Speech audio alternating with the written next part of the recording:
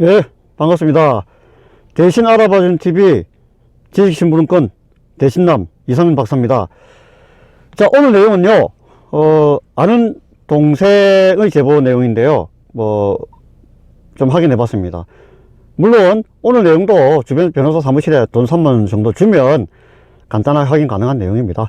자, 하지만 아는 동생이 형님한테 좀 대신 알려주세요 하기 때문에 대신 또 3만원 주고 알아봤습니다. 자, 오늘 내용 딴 게 아니고요, 자기가 살던 집을 청량을 해봤대요. 청량을 해봤더니 실제 자기 집하고 옆집하고 그 담벼락이 있는데, 청량했더니 옆집 담벼락이 자기 그 땅을 한 2편 정도 더 먹은 상태로 담벼락이 쌓여 있답니다. 그러니까 실제 자기 땅을 침범하고 담이 쌓여 있는 거예요. 그러니까 이 담을 허물어뜨리고 청량해 보니까 이제 실제 이제 그런 문제가 있었던 거예요. 그래서 이제 담을 허물어뜨려라, 그리고 새로 담을 쌓자, 이렇게 요구하고 있다는 거죠. 또 그랬더니 저쪽에서는 그렇게 못 해주겠다 뭐 이런 식으로 거부하고 있는 겁니다. 그죠? 담 새로 쌓는 거 비용도 못 드리겠고, 새로 못 짓겠다, 못 쌓겠다, 이렇게 하고 있다는 거죠. 어떻게 해야 되느냐.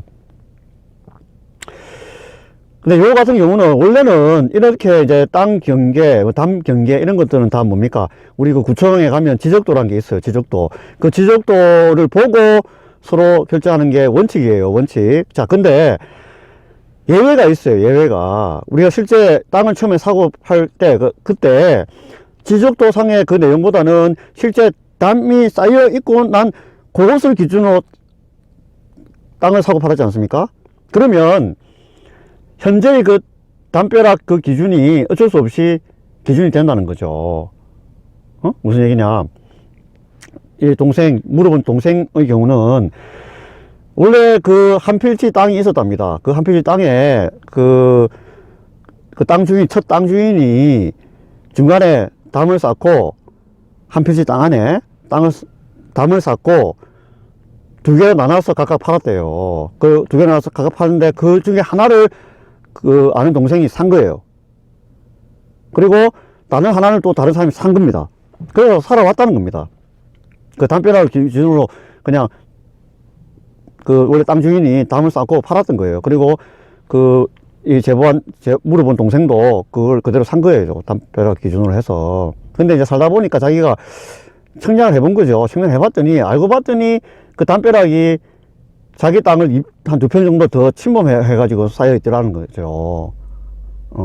그러니까 이제 담벼락을 갖다가 무너뜨리고 새로 쌓아야 된다고 주장할 수밖에 없는 거고, 그죠? 자, 그렇지만 이런 경우는